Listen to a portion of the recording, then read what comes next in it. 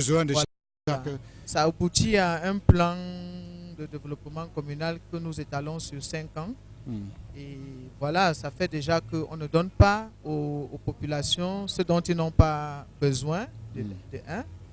Et de deux, nous avons à côté de ça créé comme on dit, des comités de concertation à qui nous devons aussi rendre compte parce que pour qu'ils adhèrent à la collecte de fonds, pour qu'ils payent leurs taxes, ils doivent bien savoir que cet argent n'est pas utilisé pour des besoins privés du maire.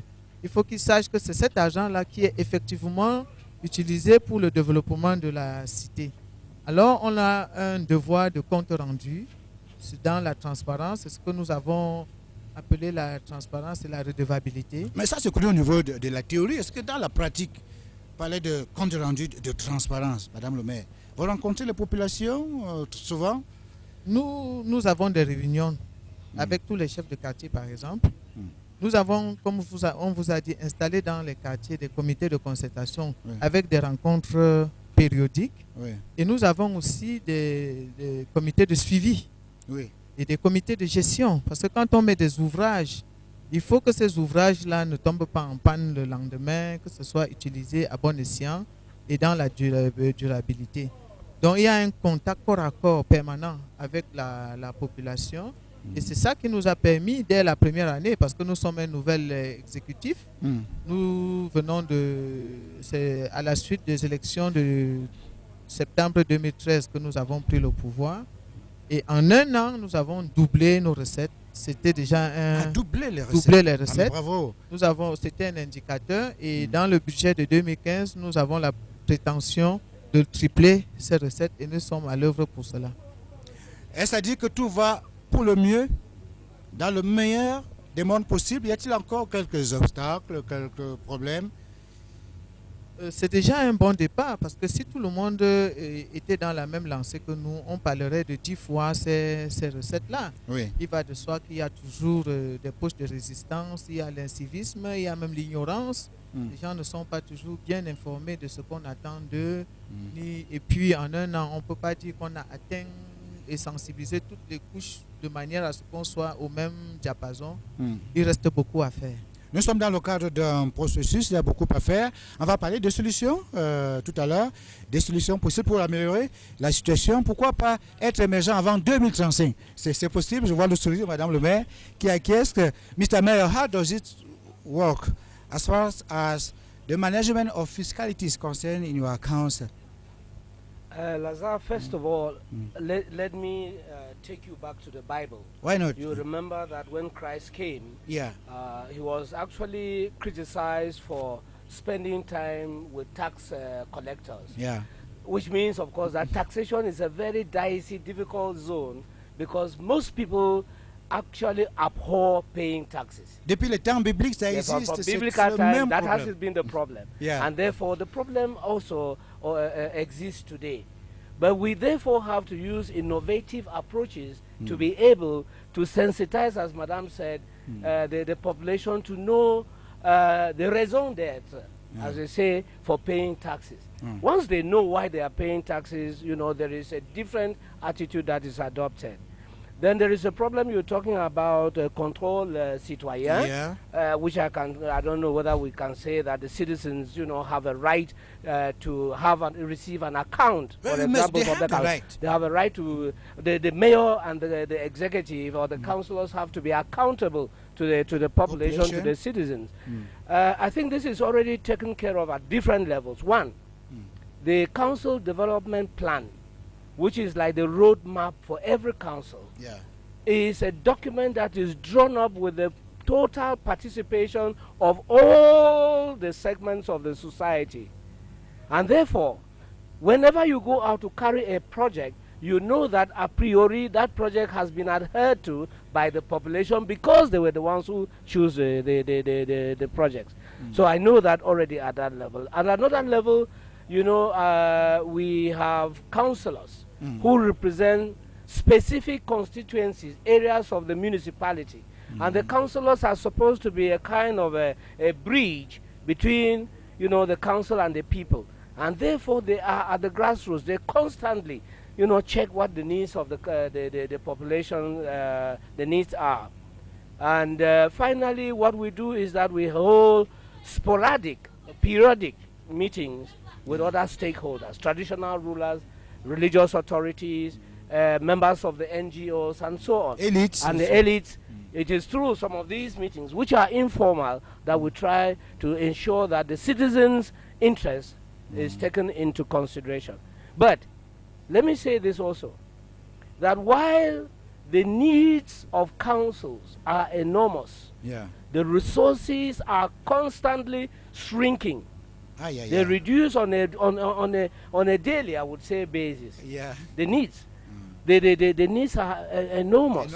Okay, requiring colossal sums. We have so much things to do at the same time. Things. Building schools, providing bridges, creating health centers, helping the destitute and the needy, and so on and so on. Okay, and that is why I think it is now necessary for us to adopt innovative approaches for generating income, because the traditional mechanisms have not produced much. Take, for example, I take this very, very, very mundane example in my council. If you're going to talk about slaughter fee, and maybe in Noni we slaughter cows only at Easter or at Christmas or something, you will realize that that cannot be a serious source of revenue.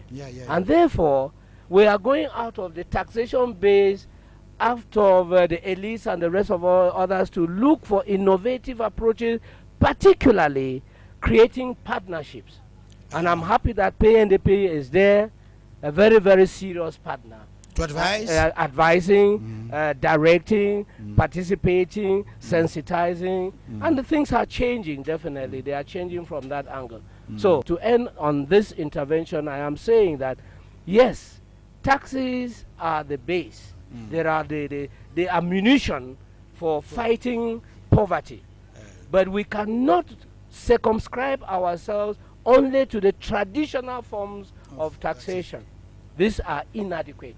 We see how to improve it. Parole à nouveau à l'expert Jules Dumas-Guébou. Nous parlons donc de ce cadre juridique qui est déjà acquis au Cameroun, il faut le reconnaître, parce qu'il y a la définition des procédures budgétaires, la préparation, les recettes, les dépenses. Est-ce que la loi dit comment est-ce que les maires doivent utiliser cet argent? Tout à fait, Lazare. En matière fiscale, je pense qu'il y a deux textes essentiellement. Je voudrais citer la loi de 2009 sur le régime fiscal, le régime financier des collectivités territoriales décentralisées, qui balise un peu, fixe le cadre dans lequel justement les compétences en matière financière, préparation budgétaire, collecte des taxes, affectation, gestion, suivi et évaluation doit pouvoir se faire. Et précise aussi le rôle des acteurs, l'État central, les services déconcentrés de l'État, le rôle de la société civile et les obligations des parties prenantes, parmi lesquelles justement les obligations des opérateurs économiques.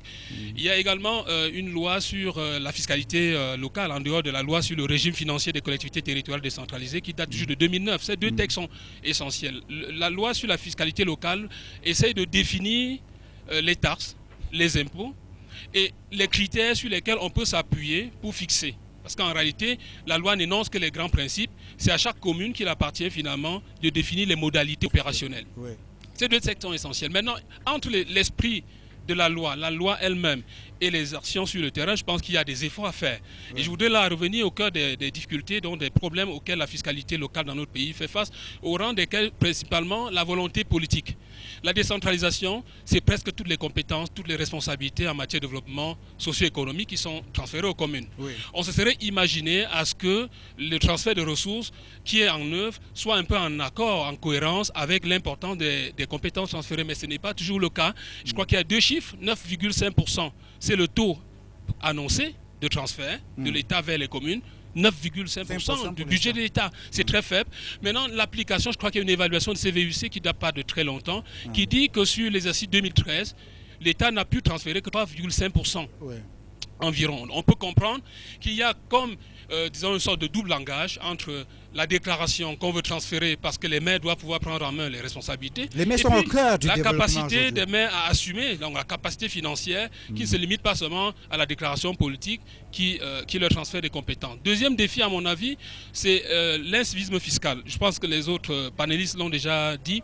Certaines populations hésitent. L'incivisme fiscal lié aussi à la pauvreté, mais aussi lié à la culture ambiante en matière de corruption qui a contaminé tout le monde, du plus petit citoyen au niveau du quartier au plus grand gestionnaire des crédits de l'État. Donc personne n'échappe. Donc il y a l'incivisme fiscal, il y a aussi l'évasion.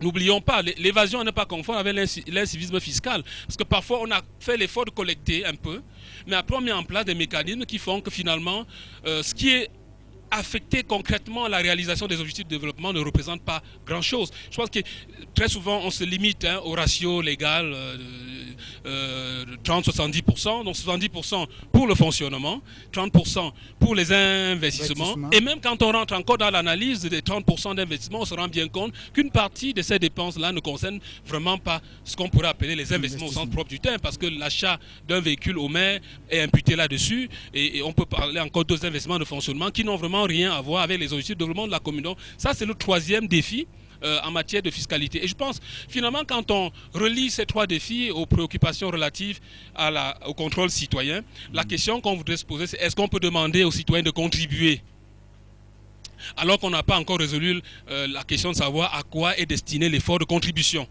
Je pense qu'on est là au cœur du contrat social, et tant qu'on n'a pas redébattu, l'essentiel de toute cette discussion-là peut nous mener peut-être à tout, sauf évidemment à la réalisation des objectifs en matière de développement. C'est un débat important, d'autant que nous sommes en plein processus avec des propositions concrètes, vu les exemples venus d'ailleurs, parce que nous travaillons tous pour l'intérêt du Cameroun, parce que c'est le développement qui visait au final l'émergence du Cameroun en 2035. Pourquoi pas avant 2035? Je voulais donner la parole tout de suite à notre expert, Florent Bessala, pour savoir si nous sommes obligés, si les maires sont obligés de s'en tenir à ces ratios 70-30.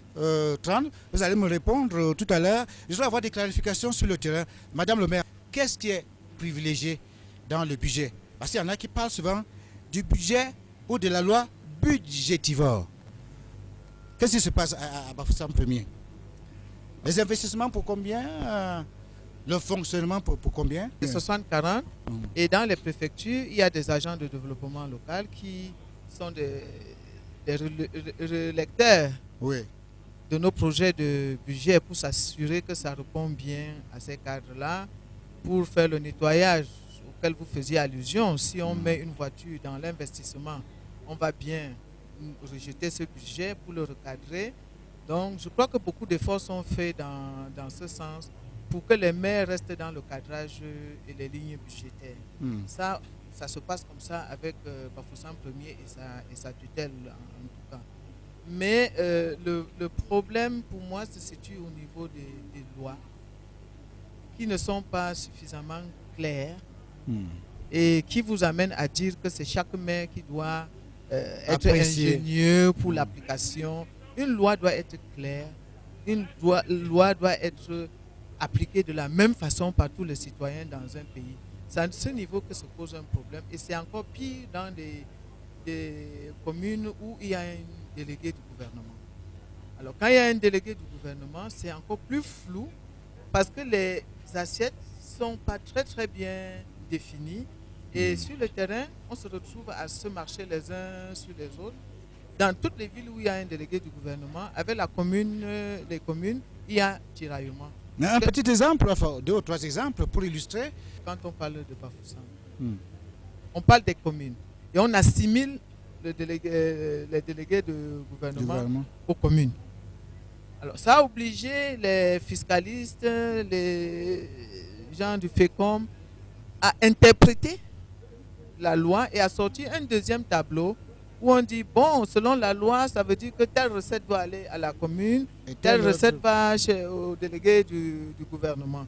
Et parfois, les gens ne sont pas, comme à Bafoussam, toujours d'accord même avec cette répartition.